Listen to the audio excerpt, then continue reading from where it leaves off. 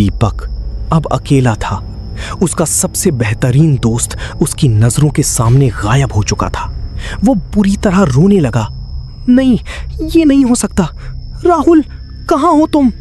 अचानक दीपक ने महसूस किया कि उसकी गर्दन पर कोई ठंडी हवा टकरा रही है, जैसे कोई उसके बिल्कुल पीछे खड़ा होकर सांस ले रहा हो। उसने धीरे धीरे अपनी गर्दन मोड़ी और सामने वही शहर की रोशनियों से दूर पंजाब के एक ऐसे इलाके में जहां इंसानी कदम बरसों पहले पड़ना बंद हो गए थे, एक पुरानी जीप धुंधली रास्ते पर रेंग रही थी। सूरज ढल चुका था और आसमान पर खूनी सुर्खी छाई हुई थी। जीप के अंदर 3 दोस्त राहुल, रमेश और दीपक अपनी जिंदगी के सबसे बड़े एडवेंचर पर निकले थे। रमेश, जो थोड़ा मजाकिया और निडर था, पिछली सीट पर बैठा गाने गुनगुना रहा था। दीपक ड्राइविंग सीट पर था। उसकी नजरें रास्ते पर थीं, लेकिन वो बार बार साइड मिरर में पीछे देखता, जैसे कोई उनका पीछा कर रहा हो। राहुल, जो सबसे ज्यादा हसास था, खिड़की से बाहर उन दरख्तों को देख रहा था जो अंधेरे में किसी देव कामत भूत की तरह खड़े थे। अबे राहुल, तेरा चेहरा क्यों उतरा हुआ है? इतना खामोश क्यों है? राहुल ने एक गहरी सांस ली और कांपती आवाज में कहा, पता नहीं यार, मुझे ये जगह कुछ ठीक नहीं लग रही। तुमने नोटिस किया, जब से हम इस डेड जोन में दाखिल हुए हैं, परिंदों की चहचहाहट बिल्कुल बंद हो गई है। इतना सन्नाटा ये नॉर्मल नहीं है। दीपक ने स्टीयरिंग पर गिरफ्त मजबूत की और कहा, डर मत राहुल, हम तीनों साथ हैं। बस आज रात कैंप करेंगे और कल सुबह निकल जाएंगे। इतना एडवेंचर तो बनता है ना? लेकिन राहुल का दिल नहीं मान रहा था। उसे महसूस हो रहा था कि जंगल के दरख्त उन्हें देख रहे हैं, जैसे वो उनका वेलकम नहीं कर रहे थे, बल्कि उन्हें वॉर्न कर रहे थे। रात के 10 बज चुके थे। उन्होंने जंगल के दरमियान एक खुली जगह ढूंढी और अपना कैंप लगा लिया। बीच में सूखी लकड़ियां जमा करके आग जलाई गई।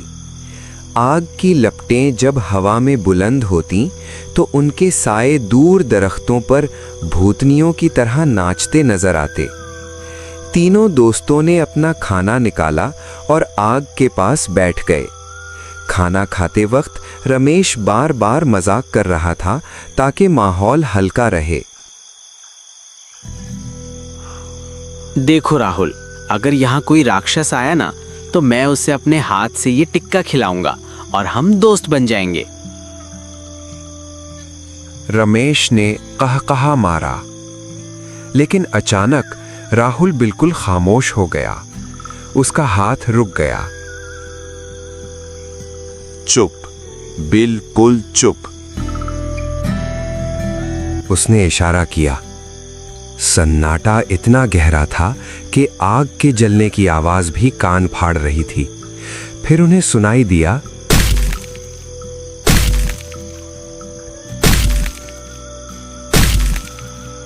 जैसे कोई बहुत भारी चीज सूखे पत्तों पर घसीटी जा रही हो। ये आवाज उनके कैंप के बिल्कुल पीछे से आई थी। कौन है? रमेश ने जोर से पूछा, मगर उसकी आवाज में अब पहले वाली गरज नहीं थी। उसने अपनी टॉर्च उठाई और रोशनी अंधेरे की तरफ फेंकी। सफेद रोशनी ने दरख्तों के तनों को चीर दिया, मगर वहां कुछ नहीं था। सिर्फ हवा में हिलती हुई झाड़ियां थीं। देखा, कुछ नहीं है। रमेश ने खुद को तसल्ली देते हुए कहा, शायद कोई जानवर होगा, डरने की जरूरत नहीं है। आग धीरे धीरे मध्यम हो रही थी। रमेश ने उठते हुए कहा,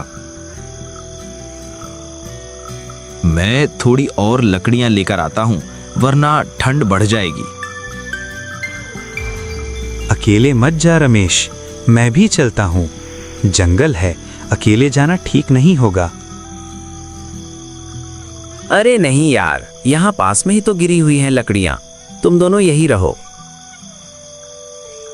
रमेश ने लापरवाही से कहा और अंधेरे में दाखिल हो गया। 5 मिनट गुजर गए, 10 मिनट गुजर गए, लेकिन रमेश वापस नहीं आया। राहुल का दिल जोर जोर से धड़कने लगा। रमेश ने आवाज भी नहीं दी, उसे इतनी देर क्यों लग रही है? दीपक ने जोर से पुकारा। रमेश, ओए रमेश, कहाँ है भाई, जल्दी आ। जंगल से सिर्फ उनकी अपनी आवाज गूंजकर वापस आती है। सन्नाटा इतना गहरा था कि उन्हें अपने दिल की धड़कन साफ सुनाई दे रही थी। दोनों ने अपनी टॉर्चें उठाईं और उस तरफ भागे जहां रमेश गया था। वहां पहुंचकर उनके होश उड़ गए। जमीन पर रमेश की टॉर्च गिरी हुई थी, जिसकी स्क्रीन बुरी तरह टूटी हुई थी, मगर रमेश वहां नहीं था। वहां जमीन पर अजीबोगरीब घसीटने के निशान थे, जैसे किसी ने उसे तेजी से जंगल की गहराई में खींचा हो। दीपक, हमें यहां से निकलना होगा, वो उसे ले गया। दोनों दोस्तों ने वापस कैंप की तरफ भागने की कोशिश की, लेकिन रास्ता भटक गए। जंगल का हर रास्ता एक जैसा लग रहा था, हर दरख्त उन्हें चिढ़ा रहा था।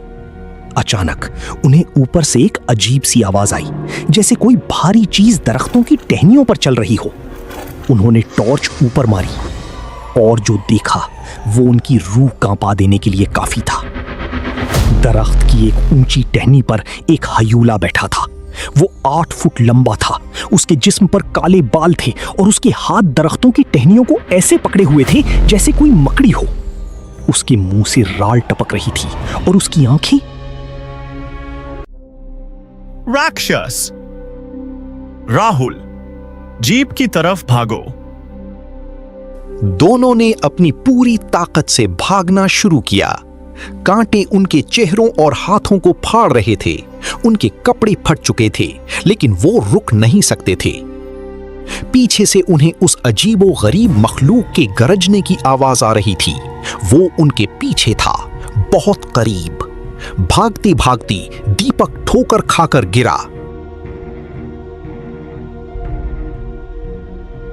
राहुल, मेरा पैर शायद टूट गया है। राहुल ने पीछे मुड़कर देखा। अंधेरा इतना गहरा था कि उसे सिर्फ दीपक की टॉर्च की रोशनी दिख रही थी। दीपक, हिम्मत कर, उठो। दीपक ने गिरते पड़ते खुद को संभाला। दोनों ने एक घनी झड़ी के पीछे छुपकर अपनी सांसें रोक ली। उन्हें महसूस हो रहा था कि वो राक्षस उनके बिल्कुल पास है। सन्नाटा छा गया, सिर्फ हवा की सरसराहट सुनाई दे रही थी। दीपक को लगा कि शायद वो बच गए हैं।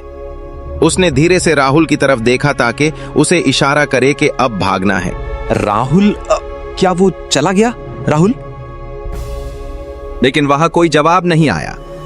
दीपक ने अपनी टॉर्च थोड़ी साइड पर मारी। उसका दिल मौन को आ गया।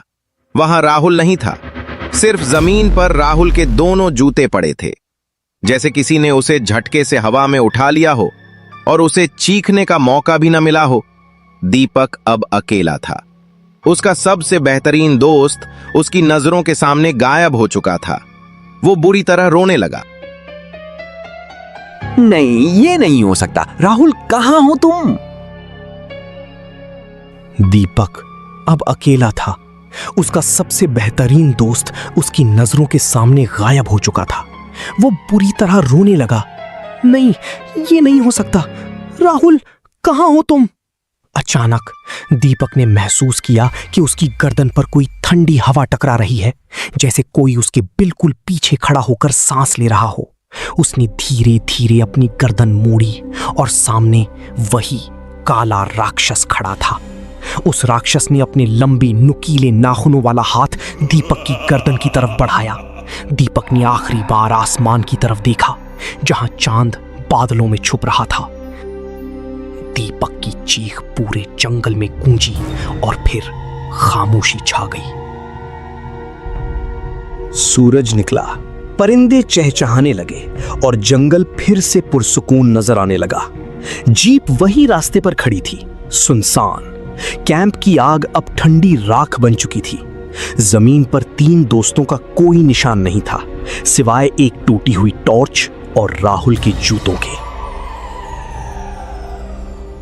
कहते हैं कि उस जंगल में आज भी रात को 3 दोस्तों की रोने की आवाजें सुनाई देती हैं, और वो जंगल का राक्षस आज भी किसी नए एडवेंचर के शौकीन का इंतजार कर रहा है।